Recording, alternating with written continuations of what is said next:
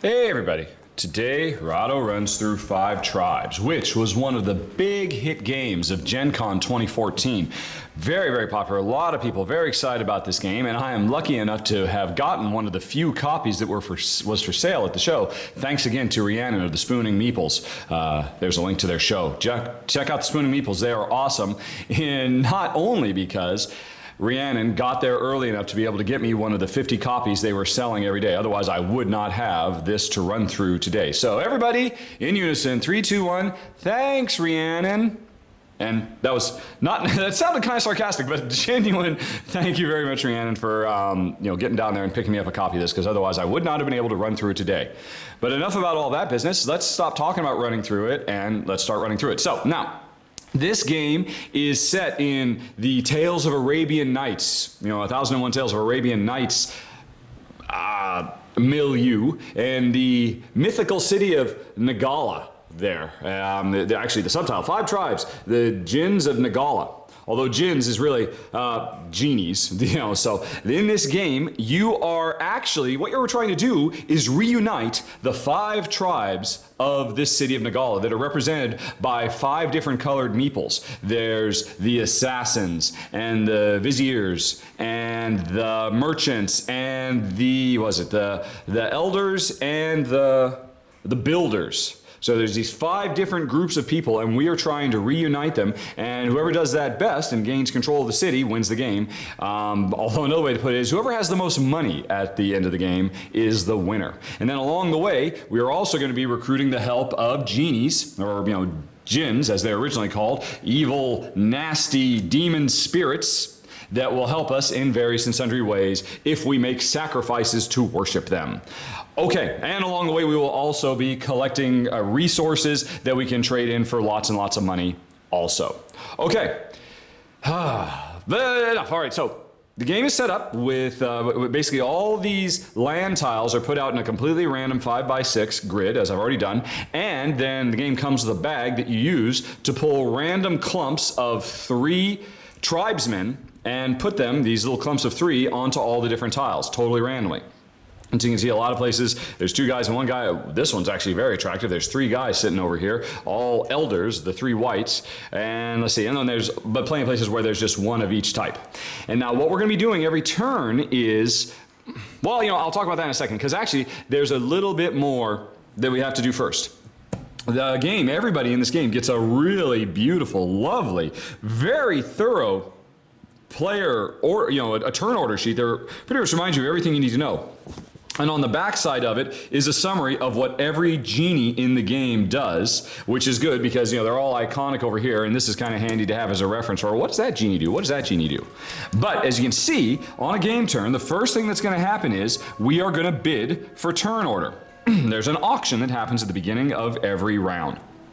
So, I'm playing a 2-player game today. I am the pink player, Jen is the blue player. By the way, in case you don't like pink or blue, too bad. If you want to play 2-player, those are the colors you have to choose, because it's really weird. I have no idea why. Days of Wonder did not include enough resources so that you could play as any of the 4 colors. If you want to play 2-player, you must play green and blue. Or I'm sorry, blue and pink. So today I will be pink. And since randomly I slap these things down, I am first in bidding order, 1, 2, 3, 4. I have to make the first bid on turn order, because in this round, I'm going to do 2 actions and Jen is going to do 2 actions. With more players, everybody only gets 1 action per round. You'd have to imagine that, there's, in a 3-player game, there's 3 different colors. In a 4-player game, there's 4 different colors. But in a 2-player game, each player gets 2 actions per round. So I'm the first to bid, and over here is the bid track. I can bid anywhere from $0 all the way up to $18 to determine player order. And so I gotta decide, how much money do I want to pay to go first? Because going first in this game is always valuable. There is always something of very, very great value you can grab on the board. So, bidding can be tight. Now at the beginning of the game, everybody starts with $50, and it's all kept face down because you're supposed to keep your money secret, although both Jen and I have $50 right now. So I got $50 to bid. And looking at the board, this is really lucky that 3 elders happen to have popped up on a very, very high value tile, this 12-point tile. And they're elders, which means they're really, really good for this is a genie tile as well, where you can sacrifice elders or slaves, either elders or a combination of elders and slaves to get the favor of the genie. So this is a very, very nice tile. That's crazy lucky. It's worth 12 points. I think I definitely want to go first because I want to grab that. That is too, but then I got to ask how much am I going to bid? Now, I could go on ahead and bid 12 because at the end of the game, every buck you have is worth a point. So I've got 50, I'm sitting on 50 points right now. If I bid $12 or 12 points to get this, and I'm gonna get 12 points back, I can't imagine Jen is gonna raise me to go up to 18, because that would just be silly, pay an additional 6 to basically take a loss. But that's the thing, if I bid 8 or 12, I'm gonna do better than break even. But if you go up to 18, so do I wanna guarantee that I get that space by going up to 12 because I can't imagine Jen will raise me up, or do I want to take a chance? Because she, if I'm willing to bid 12, I bet you she would too. So I'm just going to go straight to 12 because that is so nice. And so that's my opening bid. I got to pay 12 bucks for that. So here goes 10, 15, and I get 3 back. Alrighty, there we go. So that's my opening bid. And unless Jen goes crazy and bids 18, I'm sure I've got it. Now, Jen, because of how these are randomly laid out here, Jen gets to make 2 bids back to back. Let's see, and now she knows I've just paid a ton of money. I think she's gonna go the opposite way. She's gonna try to be very, very frugal. So she is going to bid $1 and $0. All right, now she could bid nothing at all. Her first bid could be 0, and then her second bid could be 0 as well, and it would push this first one down, and she could bid absolutely nothing, but what the heck, she's gonna pay a little bit. She'll pay $1, and what she's hoping is, well, it's very, very powerful in the 2-player game to be able to do 2 actions back to back in sequential. So if she wanted to guarantee that she could do 2 actions back to back, she should probably bid 1 and 3. Then she's bidding a total of 4, but she's guaranteed there's no way I can slip in. If she goes this way, I could then come in, bid 0, and break up the flow. So what does she want to do? Does she want to bid a little bit higher to guarantee she gets back-to-back actions? No, she's going to go super cheap. She's only going to pay $1 to get those 2 actions. Right, so there goes a 5, and she gets 1, 2, 3, 4 in change. Alrighty, and now I've got my last bid, and so I've got a choice. If I pay 3, because that's as far as Jen went up, I could get 2 actions in a row, and then she could get 2 actions in a row. Or there's no reason to go 5, 8, or 18. My other option is I could bid 0, which I would push her down, and I would now break up the flow. I do 1, Jen would do 1, I do 1, Jen would do 1. So either I got to pay $3, and I've already paid a lot of money, so that I could get 2 actions back to back, or I could break Jen up. And I think that's what I'm gonna do. I'm gonna break Jen up so that she does not get the advantage of having 2 actions back to back. Because if I want that, I'd have to pay for it, so I'm not gonna let her have it basically for free. Okay, we're done. That's the first thing that happens every round. We bid for turn order. And of course, with more players, it's quite a bit simpler because everybody only has 1 marker. But with 2 players, there's a little bit more thinking that goes into it, as you just saw. Now, on to player actions. We're gonna, each of us, do basically a 4-step turn. I'm gonna do one, and then Jen's gonna do a 4-step turn. I'm gonna do a 4-step turn. Jen's gonna do a 4-step turn, and then the round will be over. Those 4 steps. First of all, we move our turn marker, and I'll do that, which basically means I will take this over here, and because not only do I get first dibs here, but because I bid so high, I will also have the first bid for turn order in the second round. So I've done that, moved my turn marker. Now I gotta move Meeples. This is the core of the game. I have to pick one of these tiles, what is it, 30 tiles. Pick all the tribesmen on that tile, and then move those tribesmen as a group, dropping one of them off from tile to tile until that little group of 3, or it could be 4, it could be 2, there'll be variable amounts over the course of the game, until I run out of guys. And wherever I end up, I activate that tile. And now remember, I was drawn like a moth to a flame, like a genie to a bottle, to get these 3 guys over here. So what I want to do is, I want to pick up 3, because every space has 3 guys. I want to pick up 3 guys, and I want to move them 1, 2, 3 spaces so I end on this tile, so I can check for tile control and do the tribe action here. So which one am I going to do? I mean, I could grab, I could grab any, but really what I want to do is grab one that's 3 spaces away. So like I could grab this over here, and that's 1, 2, 3. Or I could grab this one, which is 1, 2, 3. Or I could grab this one, which is 1, 2, 3. And in making this, now this one would be no good because then I could go 1, 2, oh no, actually I can even go this one, 1, 2, 3. So I got a lot of options for which one of these I want to grab. And I have to be thinking about the future because whichever one I grab is going to leave a tile wide open and is going to change the composition of other tiles that are nearby. Let's see. I think, Okay, I'm going to grab this group up here. And so now, I've done the first thing. I'm moving Meeples. So, first of all, I grab Meeples and then I start moving them. So, I want to move over to this thing. So, I will have to move 1, 2, 3 spaces. And every step of the way, I have to drop off one of these guys. So, I will drop off a yellow guy here.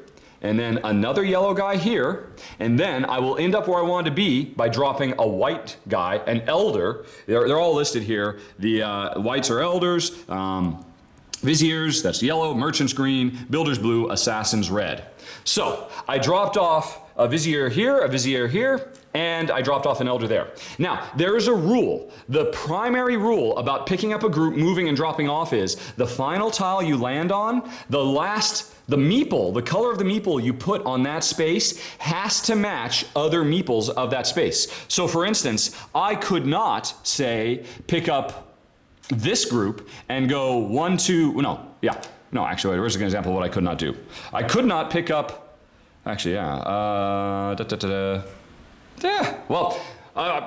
anyway. It doesn't matter. Basically, I did this right because there were 2 yellows here. So I picked them up, dropped a yellow here, dropped a yellow here, dropped a white here. I could not have done it such that I dropped a white here and dropped a yellow here because I had to end dropping a white because there were other whites there, other elders there. So I've done that. Now, once you have done your move, you look at the space and the color of meeple you dropped on the last space, you grab every meeple because I have reunited this elder who is way up here with all these other elders who are already here. They're all so happy to be reunited, they will join me. So I take them off the board. Now, just as an example, if say, this is how it'd been the start and there were only 2 meeples, 2 elders there, and I'd gone like this, I'd pick up my 3, I'd drop a yellow, I'd drop a yellow, I'd drop a white, and I would just, these elders were so happy, I would take the 3 elders away, but I would leave the merchant behind. But that's not the way it was. There were 3 elders there, so I got a big sweep. I just picked up 4 elders who have joined my cause because they're all happy to be reunited. Now, that's very, very cool, but we're not done yet. Now, it's nice. Elders, every elder you have at the end of the game is worth 2 points. So I just picked up 8 points. Remember, I paid 12 points to get first dibs on this, so I've almost broken even. I just picked up 8 points. But also, elders are useful. I can sacrifice elders to the demons so that I can get a demon on my side. So elders have multiple uses. But I'm not done yet. So anyway, so I've moved my meeples. Make sure to drop your last meeple on a tile that has meeples of the same color. I did that. Next up, check for tile control.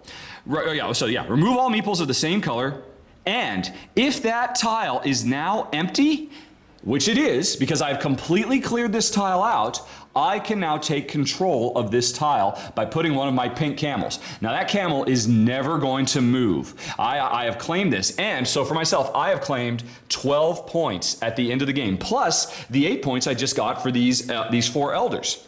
But I'm not done yet. Let's see. Next up, after I check for tile control, which I gained, and again, if this had been a little bit different, if there had been 2 and 1, and I dropped the elder off, I'd only take 3, and since there was 1 left, 1 behind, I would not get to take control.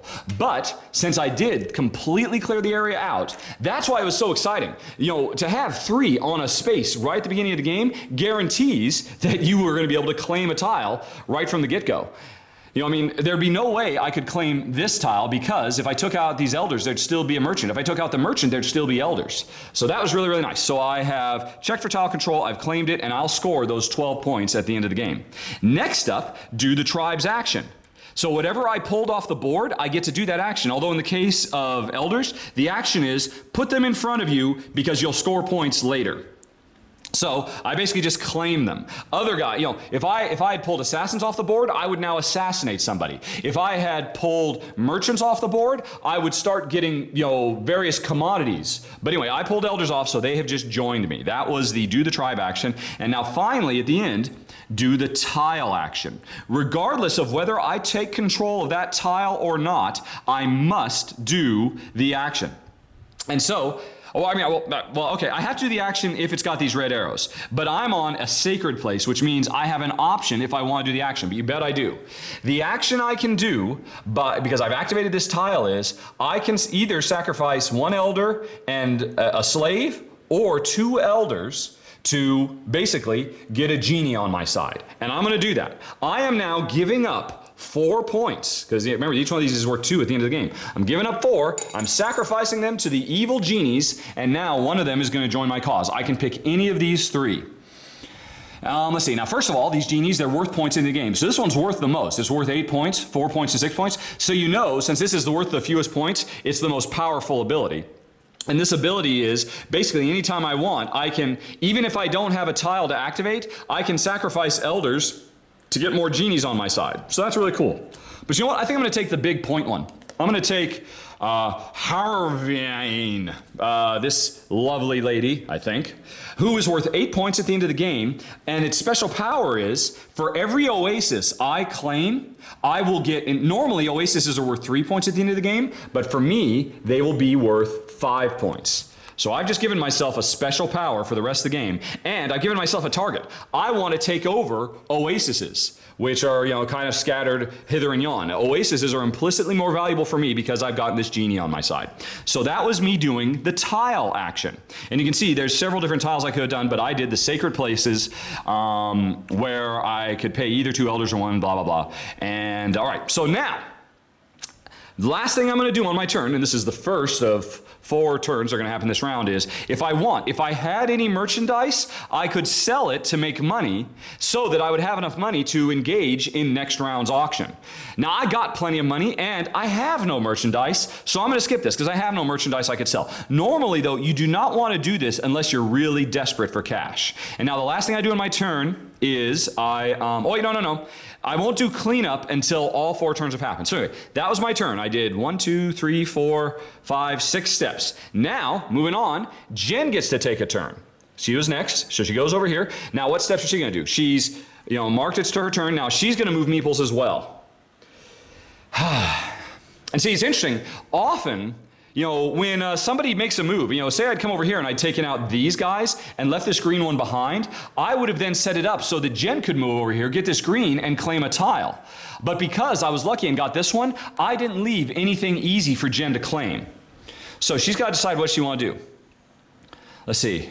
Now, she tried to save herself a lot of money. I think she's just going to try and make as much money as possible. I think that means she's going to try and go for builders, which basically could score her a lot of money right now. That's the blue. She wants to pull some blue Meeples off the board. And right now, here's some different groups of 2 blues in these, so I think she's going to try and grab one of those. Let's see, and looking at them, so that would be that. No. Okay, yes. Okay. All right, I think I know which one she's going to do. She is going to try to end on this space. So she's got to pick up a group of people, move them around, and ensure that when she does it, the last Meeple she places is a blue one here, so she can claim these 2 blue Meeples, right? So if she wanted, would this one work? It would be 1, no, but she could do this one over here, and that would be 1, 2, 3. She could do, that's kind of dangerous. Yeah, I think so. I think she's going to do this one. So she'll go 1, 2, and you can see she's dropping more stuff off along the way. 3, and so she has arrived in this tile. And now, so she's moved her markers, and she's moved Meeples. Now, she removes all Meeples of the same color. She's going to take all these blues. They're so happy to be reunited. They said, well, we'll come with you, nice blue lady. Nice blue camel lady. So she's pulled them off. She checks for tile control. Unfortunately, there are still 2 Meeples on this tile, so Jen does not get to take control of this tile. And it's interesting, that's why Jen chose this one. She chose one that would leave 2 meeples behind because she knows I'm next. If she had chosen this one and left 1 meeple behind, then it would be really easy for me to move in here and claim control of the tile. So she made a move to try to ensure I was not going to get control of a tile. So anyway, so she checked for control. She didn't get it because she left other tribesmen behind. Now she does the tribe action, the blues. She pulled 3 blues, so she is going to do the builder action.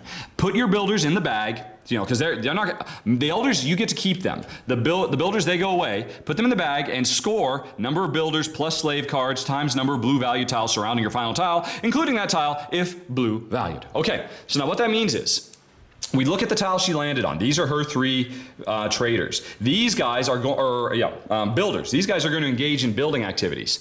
So you look at every connected blue, including diagonals. From this tile, there is 1, 2, 3, 4, 5. There are 5 blue tiles touching or part of this tile. So Jen takes her 3 builders times 5 blue tiles, so that's 15. Jen just scored 15 points. 1, 2, 3. $15 or 15 points if she still has that money at the end of the game.